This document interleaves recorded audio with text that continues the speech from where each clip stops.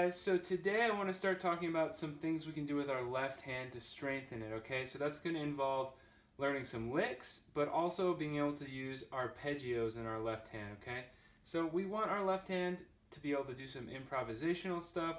We want good separation from the right hand, and we want to be able to support what the right hand's doing. So sometimes, if we have some interesting arpeggios we can do with the left hand, we can throw those in there, and it's really interesting to put under our right hand, especially if we're playing solo piano.